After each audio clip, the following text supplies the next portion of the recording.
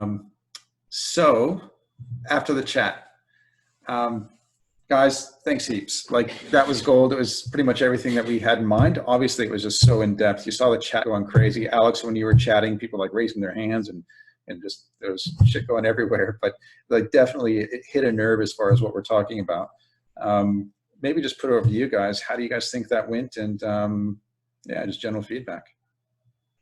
I think it was awesome. I'm just really, I feel like we're at the front of a tidal wave that we've just kind of created. And then I just really hope we can deliver on some of these expectations that we've set. I certainly will do my best, but yeah, there's a big challenge ahead. So hopefully we can deliver. I thought it was great to have so many people in the room. It's been, like I said, I started in 2015, and it has been really challenging finding out who those teachers are. And it wasn't until I removed myself from the teaching space in my own school that I had to forcefully go out and try and find who all of these really awesome people are. And I think when you mention about creating a group and a cohort of people where they can continue that conversation, and is something I wanted to explore for my research anyway. So I'm really excited to be able to go on and start connecting with these people to really move the needle. I think I'm happy to take that next step and look forward to the action that can come from this, and look back on this and be able to go, this was a great opportunity to take that one step and help build other people's confidence as well. So thanks so much, Chad, for this opportunity, because I'd stayed quiet for some period of time, but I think now it's time to come out of the woodworks. Yeah, everyone needs to know you, Liz. You've got to be that shining example, and put yourself out there, because also, like, it takes that one person, that more than anyone. And I think if taking the lead, thank you so much. I think and if it melds into your research, then it's win-win, right? That's just the give back piece, I think, to the educators. I feel like the missing piece has always been, how do I show this to people when all they want to see is an ABCD for maths, English and science? It's like, well, we can still have that. Here's the value, and the value's through the assessment piece. So I'd really like to see that change in the education system, where my give back can be, here's that missing piece from a skills perspective. I think just going off of what Di was saying, I think that the work that you're doing, Liz, is so important, because part of that problem with how entrepreneurship is seen around Australia is that it isn't seen very glamorously. Like in Silicon Valley, every student wants to be an entrepreneur. And in Australia, that's just not the case. And the only way to change that, or start to change that, is by saying, look, these people are only a couple of years out. These people are real life, tangible humans that are doing this really cool thing, and putting them in front of school children. I think that starts to change that narrative of like, we can actually do this. This is a desirable path. I don't just want to work at a Big Four consulting firm or a bank. I want to do something that actually contributes to society. Not that they don't, but you know what I mean. Yeah, I think the social enterprise sort of piece is a really useful connection point if we're going to try and increase sort of the gender diversity, particularly in STEM, and that notion that girls are going to engage more if they can see a purpose and a reason for building the bridge, not just build the bridge just for the heck of it. So I think that's sort of part of it as well, is finding those authentic opportunities and that really engage students and, inspire them to keep going. I just had a quick look on the Australian Alliance of Associations in Education. So the AAAE is where you need to go. And I can't see one there for enterprise education explicitly. There is business educators. But I've got a contact at Design and Technology Teachers of Australia. So it might be an affiliation or something like that might work well as well. Yeah, great. And we'll definitely get them around the table. And your interesting point on the social enterprise, Matt, that's one thing that's kept with me on our conversation, is not engaging young people on, creating an app or a widget for that sake, but actually doing something that connects them back to the community. And I've always had the thought, like, what if every time you registered a business, you had a checkbox there that says, what is the impact on community from your business? And you could just ignore it. You could just not do anything. But right now, we're not even asking the question. We're just saying, start a business, make money, but actually explicitly call it out. And that's one of the things that really drives you is young people that have some sort of social outcome. Yeah. Yeah, totally. That's at the center of it. And yeah, the value add of that is that, we've spent the last 30 years as a nation deferring opportunities for young people to take real decisions and take responsibility for problem solving to an older age group. So, kids leaving home at 28 does not support them learn responsibility at an early age. That's what the social entrepreneurship component is so good at doing, that the kids are actually not only having to make decisions and live by the consequences of those decisions. What they're engaged with is putting back into their community at the earliest possible age. So they feel a far greater level of connection and contribution to their community, which happens to be the biggest protective ingredient for protecting against mental health. So, there's all of these other things that are kind of at play. And we find that we don't get that ideological brush up. Oh no, we don't want our kids to be entrepreneurs. We live through the Bond and Scase world, of entrepreneurs. There's no way I want my kids, and you've got people writing into the school saying, no way, whereas if this is social entrepreneurship and your kids are going to be finding solutions to local issues they care about, it's that agency that everyone rallies around, which makes it so powerful. I mean, this program is originated in Scotland, and they've just won the contract to be in every single school in Scotland. It's got so much currency, and they work with 4-year-olds. They start at age 4. I mean, the sweet spot for us is grade 5, 6, and year 8, 9, and also a disadvantaged student schools, so district specialist schools, alternative education annexes, because it engages kids. They're doing something. They're actually building something, and they can collaborate in a way that has engages their entire range of talents. So if they're not academically inclined, that really doesn't matter. I was actually thinking about it this morning, because we're going through a 100-year event at the moment. If you go back to the Spanish flu and now what we're doing now, and you got to know in 100 years, it's going to be something so completely different, but probably just as devastating. And the work that, well, I won't even say we're doing, the work that you're doing is actually preparing the grandparents of the young people that are going to be leading the world through the next 100-year event. Like, it's that thought process, it's that onus on what we're doing here of how do we equip the leaders of tomorrow? Because we have leaders of today that went through a certain school system and approach, and we've all kind of stumbled our way into startups and entrepreneurialism, entrepreneur thinking, which wasn't even a thing, a couple of decades ago. And again, how do we change the system to make that happen better? And I think just going off on what Matt was saying, I think that actually coming back full circle, what's the definition of entrepreneurship? The reason why I think this is such an important point, which is so overlooked, is for me, if you're not contributing to the community and the society that is around you, then you're not doing entrepreneurship. You're being a psychopath and stealing people's money. Now, if we have that definition, if that is part of the definition of entrepreneurship, that you have to be delivering some value to society while also you can make money, that's important and sure, but there has to be that bedrock of this is about solving real problems for real people. And that's the bedrock, not about, running around being a snake oil salesman. We've got to redefine or take back the definition of entrepreneurship so that it is social entrepreneurship, because the alternative is insane. Julie, is that part about a psychopath? Is that embedded in the curriculum, or are you putting that part in there? Just checking. No, not really. But I'm thinking though about the focus of for technologies. We've kind of focused on key ideas of creating preferred futures and computational systems design thinking, project management. So that's kind of the intent of the curriculum. That's what we want students to be able to do at the end of it.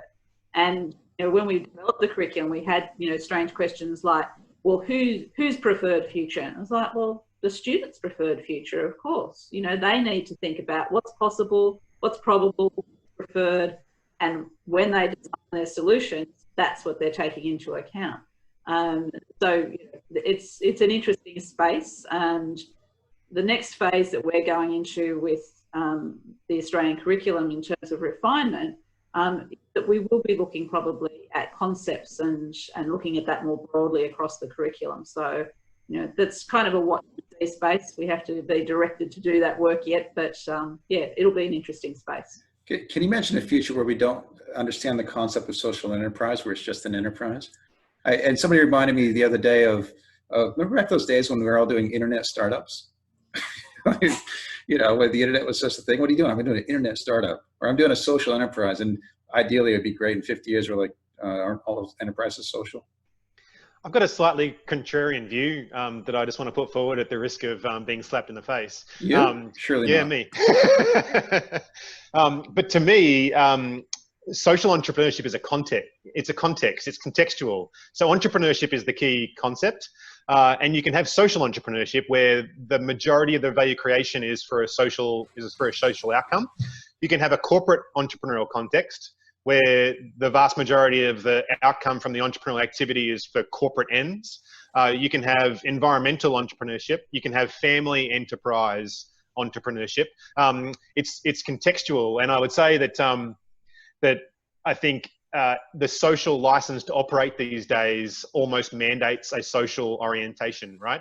That is the current economic reality, and so most commercial outcomes these days have social benefit as part of their remit, whether it's for pure monetary financial reasons or whether it's for real purpose driven, it's there. But entrepreneurship itself doesn't necessarily needs to be housed within social entrepreneurship. We should view it as entrepreneurship itself and entrepreneurial capability as a set of skills and motivators and capabilities that can be used for particular value creation, including social value creation, including environmental value creation, including economic value creation. As long as they're not a psychopath. I can't believe you said that, Baden, but I agree with you. It's a really interesting one because, you know, the name of our organisation is ACRE, right? It's and it stands for the Australian Centre for Rural Entrepreneurship. You know, we played for about a year around whether we're social entrepreneurship or entrepreneurship, but basically local entrepreneurship can take all forms. You know, if there's a marketplace there and people are going to take the risk and use their own capital, then good on them. You want people to be entrepreneurial. Where social entrepreneurship is so important is around people understanding the concept of entrepreneurship within the broader you know, range of them living in a community, you know, in a society, and that idea of reciprocity. And really the sweet spot for social entrepreneurship at the moment, and I think it is starting to become more of a mainstream movement, is around market failure.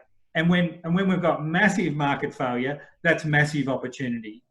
Because most often in rural communities, particularly the world over, where social enterprise has been that go-to mechanism, it's where you know, government has failed and the private marketplace has failed.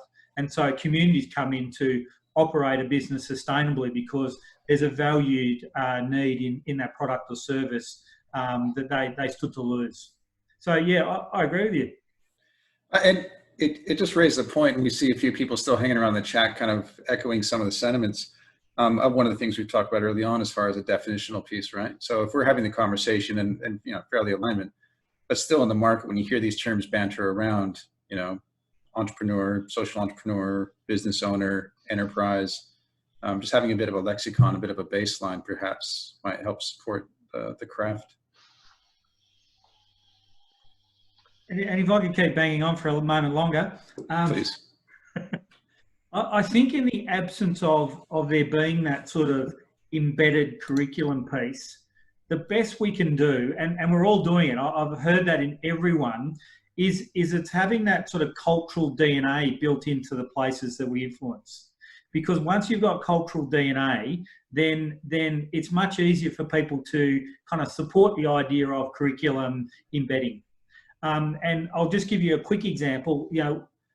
We had the biggest test of our kind of program late last year when there was a change of leadership in a school, and a new principal arrived and said, okay, we're getting rid of all of those extracurricular activities. I'm going back to basics. And so social enterprise schools was perceived by the principal to be one of those extracurricular things.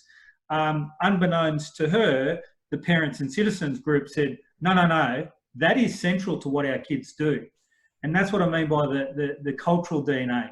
It wasn't in the curriculum, but it was in the school culture that meant the principal had to make a bit of a backflip about week 2 of their new tenure.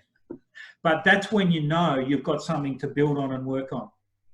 I think in the startup community, it's a common phrase to say it takes a country or a community to raise a startup. And I think in this instance, if we're going to embed entrepreneurship into the curriculum, it has to come from the community banding together with the school to say, this is really important. And it requires the whole community around that school to make that a priority. And then I suspect the curriculum will be, creatively maneuvered in order to fit into what the community wants. Because it is possible, to the examples that Baden was using, that, you can use design curriculum in order to facilitate this stuff. It is possible, that you just need to have the will, which a lot of the times is the hard part. I think it raises that bigger question of culture in Australia, and from the work you've done, Chad, and others, and like Baden, like what we saw in Israel, like there are some really deep-seated cultural challenges and barriers that we have in this nation. And, is education the way to change for the future? Is it a starting point and a catalyst to affect that wider community change? So yeah, I think it just raises that high question, but not that we want to be what other people, like what other countries are, and we've got to find what's right for us, but there needs to be that, systemic shift in culture and how we perceive entrepreneurs and startups. And I think like whenever you say cultural leadership is fairly well entwined to it, because leadership embodies the culture. And that's what I'm hoping that we do after this as we wrap up some conscious 20 past and conscious your times. But in the conversations that follow with the people and the leaders that were in the chat, and the people that maybe weren't even around that'll come along, if we can almost be that counterculture example. And what I find, and Di, you and I spoke about this, it's not necessarily addressing the culture that's there head on, because it's very resilient to change, but it's actually being an example of what it could look like otherwise, and almost an invitational type approach, saying, look, we're going to create this thing, whether it's a pocket within a school, whether it's within a hub, whether it's an extracurricular thing that we're running. But when you enter into that, it's like, well, this feels different, and it feels different enough, and I kind of like it. And I want to engage with this more. And I think that's what we might create in some of the sessions we have after this, get some of the leaders together. We'll focus on some of the projects around, we might have a subgroup come off around definitions. We might have a group come up around creating a community of practice around these things. Maybe have somebody start doing some of the mapping. And from our role, we'll help facilitate that however we can, conscious of expectations, Alex. But, if we just kind of leave it open and say, look, it's got to be all of us. Had 160 people sign up. If we have 10% of them rock up and say, we'll help lead it, that's 16 leaders, I can work with that. We can do something with that. So I do want to say thanks very much. Before we wrap up, is there anything else anybody wants to add before we close out? I just wanted to add about teacher education, so that sometimes maybe it's not too late to be doing it in schools, but if we're not tackling it in teacher education and giving teachers the skills to be able to do that, because sometimes people do feel if they haven't seen that in practice in their own school education, they don't know what that looks like. So if that's not being modelled to them in teacher education or an expectation, so that's another thing to have a look at. And also just a literature review or comparative study of international enterprise education. And it's probably something that Liz has to do anyway. All right, Julie, I just want to thank you very much for volunteering to lead the teacher education part, and for nominating Liz to lead the academic background. I really appreciate that. It's happening already. It'll certainly speed up the process, let me tell you. Yeah. All right. Well, with that in mind, we might just wrap this up.